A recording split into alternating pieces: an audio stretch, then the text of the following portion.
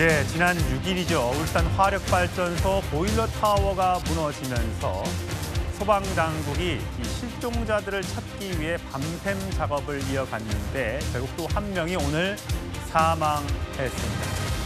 하지만 이에 수색 작업이 쉽지 않은 모양입니다. 소방 관계자의 말을 들어보시죠. 11시 5분에 81년생 김모 씨로 7일 04시 53분에 사망 판정을 받은 분입니다.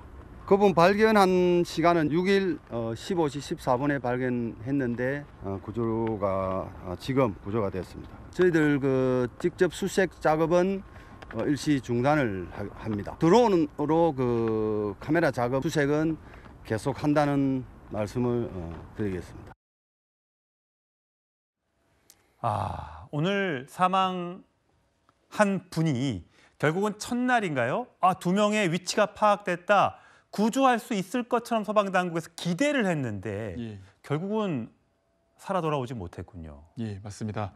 사실 이분이 제일 안타까운 점은 구조대가 도착을 했을 때 소통을 할 수 있을 정도로 가까운 거리까지 있었고 심지어 이분이 지금 통증을 호소하시고 해서 진통제까지 전달을 하고 물 등을 전달을 하면서 생존하기를 기다렸으나 차마 하지 못했던 건입니다. 왜냐하면 팔이 끼었는데 그냥 팔이 단순하게 끼어 있다면 절단을 해서라도 할 수가 있을 텐데 상체 전체가 거의 융합된 수준으로 완전히 깔려 있어서 구하기 어려운 상황에서 어떻게 구해냈고 CPR, 그러니까 심폐소생술까지 했으나 결국은 사망한 너무나 안타까운 사건입니다. 참 누구에겐 착한 아들이었을 텐데요. 예, 맞습니다. 안 그래도 김 씨 아버지께서 이 현장에 도착하셨다고 합니다.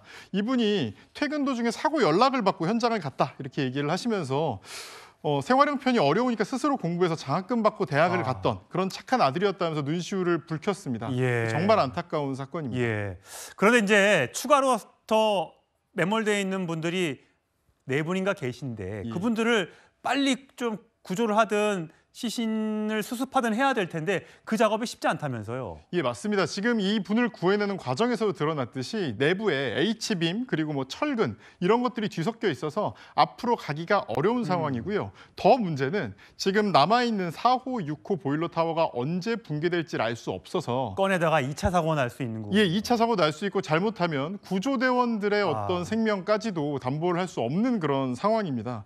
사실 이 김 씨를 구해내려고 굉장히 많은 노력을 했다고 하거든요. 그래서 중장비 같은 것들을 사용을 하면 진동 때문에 잘못하면 추가적인 어떤 파괴가 일어날까 봐 겁이 나서 사용하지도 못했다고 합니다. 너무나 안타까운 사연입니다. 그런데 저런 이 재난 상황에서 사기를 치는 분들이 있어요?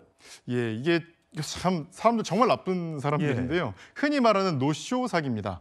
이 부분 잘 모르시는 분들이 많을 텐데 흔히 이제 노쇼라고 하면 뭔가 예약을 해놓고 몇 개 주문해 주세요 해놓고 가져가지 않는 걸 이제 노쇼라고 하죠. 이게 어떻게 사기가 되냐 이렇게 생각을 하실 텐데 어떤 식으로 이루어지냐면 보통 어떤 걸 주문하면서 추가 주문이 필요한데 대신 결제를 좀 해달라. 그러면 내가 한꺼번에 돈을 주겠다. 이런 식으로 얘기를 해서 돈을 다른 곳에 본인들이 지정하는 업체에 송금하도록 해놓고 결과적으로 이 송금한 돈도 챙기고 이쪽에선 준비한 물건들도 제대로 받지 못하게 되는 겁니다.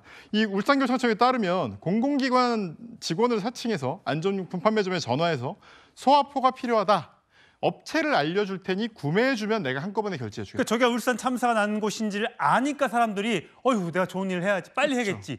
이렇게 생각이 드는 거죠. 앞뒤 생각을 안 하고 사람을 도와주기 위한 그 선의를 악용하는 거의 최악의 범죄라고 할 수 있겠습니다. 이런 경우는 처벌은요? 일단 첫 번째는 사기죄로 처벌이 가능합니다. 일단 기망행위, 그러니까 방수포, 소방포가 필요한 게 아닌데 필요하다고 했던 이 기망행위가 있고 이걸 통해서 재산상 이득을 얻었기 때문에 사기죄에 해당이 되고요. 두 번째로는 위계에 의한 업무방해죄로도 처벌될 수 있습니다. 위계는 이제 사람을 속이는 건데요. 속여서 결국은 이쪽에서는 제대로 뭔가 물건을 준비하게 만들어 놓고 그 물건을 제대로 사용하지 못하게 해서 결국은 이 업체의 업무를 방해한 걸로 봐서 두 가지, 사기죄, 업무방해죄 두 가지로 처벌이 가능합니다. 아직도 저 안에 있을 누군가의 또 가족 어떻게든 빨리 수습이 되거나 구조가 됐으면 좋겠습니다.